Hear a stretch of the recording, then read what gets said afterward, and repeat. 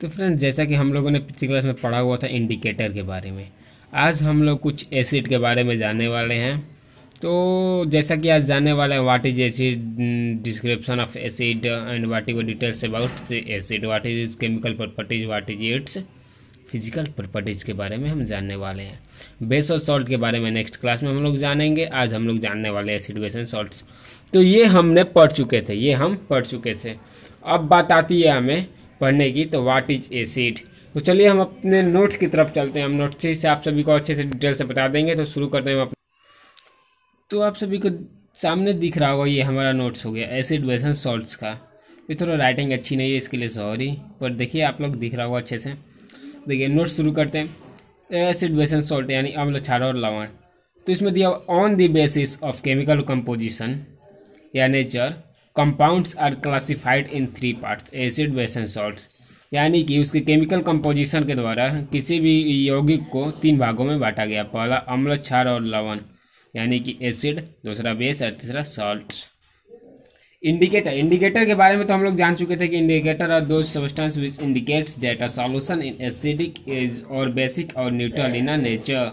कुछ इंडिकेटर के बारे में भी जान चुके थे, litmus paper, turmeric, phenolphthalein, methyl, orange. आज हम लोग जानने वाले हैं एसिड। तो देखिए एसिड की डिफिनेशन आप सभी के सामने दिख रहा होगा। दो substances which are sour in taste, यानी कि which substances which are sour in taste and turns blue litmus to red, यानी कि जो स्वाद में खट्टा हो और ब्लू लिटमस को रेड में बदल दो, उसे हम लोग क्या कहते हैं, उसी पदार्थ को हम लोग कहते हैं एसिड्स यानी कि अम्ल। अब इंग्लिश एक और है, acids are compounds which give hydrogen ion in water solution.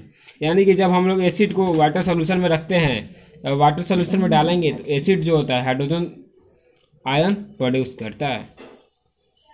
और कुछ महान साइंटिस्टों ने इसके बारे में डिफिनेशन दिया हुआ था एसिड के बारे में, उसको भी देखेंगे। पर ये देख लीजिए, मैं कुछ उस पर एग्जाम्पल दे रहा हूँ। जैसे NaCl प्लस H2O, यानी कि NaCl को वाटर में रखेंगे तो H3O प्लस निकलता है, यानी कि हाइड्रोनियम आयन निकलता है, H प्लस प्लस H2O।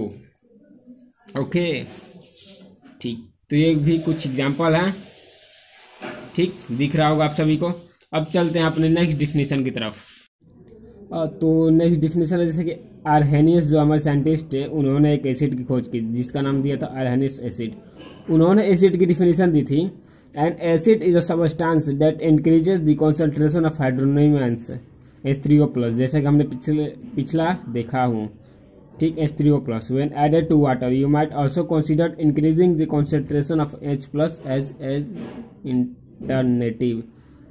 यानी कि ये इन्होंने क्या बताया है, इन्होंने बताया है कि ये जब वाटर सोल्यूशन में ऐड किया जाए तो हाइड्रोजन प्लस मिलता है, यानी कि हाइड्रोजन आयन मिलता है, और हाइड्रोजनियम आयन की कंसंट्रेशन भी बढ़ती है। इन्होंने ये बताया आर्हेनियस ने। इसके कुछ एग्जांपल यहाँ पे भी हैं, आप लोग देख लीजिए, दिख रहा होगा। अब चलते हैं ब्रोंस्टेड लॉरी एसिड। इन्होंने भी एक एसिड की डेफिनेशन दी थी। इन्होंने क्या दी थी, इसके बारे में समझते हैं। इन्होंने कहा था, an acid is a material capable of acting as a proton donor. यानी कि एसिड एक ऐसा मटेरियल है जो कैपेबल होता है किसमें, प्रोटॉन को देने में। This is less restrictive definition because solvent besides water are not excluded essentially any compound that can be deprotonated is a Bronsted Lowry acid including typical acid plus minus and alcohol plus amines and alcohol। ठीक है, अब बात है Lewis acid. ये दो acid बहुत famous है, Lewis acid और आर्हेनियस। इन्होंने जो डिफिनेशन दिया था, इनके बारे में समझते हैं। A Lewis acid is a compound that can accept an electron pair to form a covalent bond। यानी कि लेविस एसिड क्या कैसा कंपाउंड है, वो एक ऐसा कंपाउंड है जो कि किसी भी इलेक्ट्रॉन पेयर को लेता है, क्या करने के लिए, कोवैलेंट बॉन्ड बनाने के लिए, जैसे कि इथेनोइक एसिड हो गया। By this some compounds that do not contain hydrogen qualify as acids including aluminium trichloride and boron trifluoride. ये भी एग्जांपल हो गया, aluminium trichloride and boron trifluoride.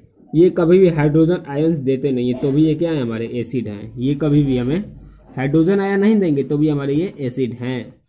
तो अब आते हैं कुछ एसिड के टाइप के बारे में।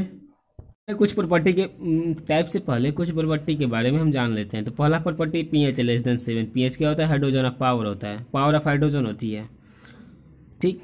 दूसरा क्या होता है? लिटमस पेपर ब्लू को रेड कर देता है। टेस्ट कैसा होता है? सोर होता है यानी खट्टा होता है। ऑर्डर क्या होता है? बर्निंग सेंसेशन होती है, तुरंत जलने लगती है। टेक्सचर क्या होता है? स्टिकी होता है यानी कि चिपचिपा होता है। रिएक्टिविटी क्या होती है इसकी? Reacts with metal to produce hydrogen ion. क्या होता है? मेटल के साथ रिएक्ट करके हाइड्रोजन आयन प्रोड्यूस करती है। ये कुछ इसके फिजिकल प्रॉपर्टी हो गए, केमिकल भी प्रॉपर्टी हो गई रिएक्टिविटी वाला। तो अब समझते हैं इसके कुछ टाइप के बारे में और एनीथिंग। तो देखिए आप सभी को दिख रहा होगा कि on the basis of sources और origin there are two types, natural acid जिसको हम ऑर्गेनिक कहते हैं, और सेकंड वाला मिनरल एसिड, ठीक। तो ऑर्गेनिक एसिड या नेचुरल एसिड समझते हैं, acid which are obtain from natural resources, जैसे कि प्लांट और एलिमेंट से जो मिलता है उससे हम लोग कहते हैं नेचुरल एसिड या ऑर्गेनिक एसिड। एग्जाम्पल में ऑर्गेनिक एसिड साइट्रिक एसिड कहाँ से मिलता है? ऑरेंज और लेमन से। टार्टरिक एसिड कहाँ से मिलता है? टर्मिनस और ग्रेप्स से। लैक्टिक एसिड दही और खट्टे दूध से। ऑक्जेलिक एसिड टमाटर से। एसिटिक दारू और केचप सॉस से। फॉर्मिक एसिड एंटास्टिंग और मौलिक एसिड सेव से, ठीक। अब बात आती है मिनरल एसिड क्या होती है? Acid that are obtain from minerals, यानी कि किससे ऑब्टेन होती है? किसी भी खनिज से, जैसे कि H2SO4 जिसमें H और SO4 क्या है? खनिज है।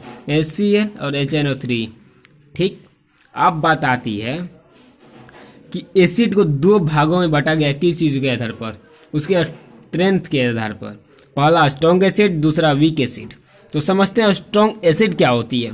Acid which are completely ionized in water and producer large amount of hydrogen ion, यानी कि स्ट्रॉन्ग एसिड ऐसा एसिड होता है ना, जब भी हम इसे वाटर के साथ रिएक्ट करवाएंगे ये अपने अंदर के सारे हाइड्रोजन आयन को बाहर कर देता है, ओके, और कंप्लीटली आयोनाइज्ड हो जाता है, यानी कि कंप्लीटली आयन के फॉर्म में टूट जाता है।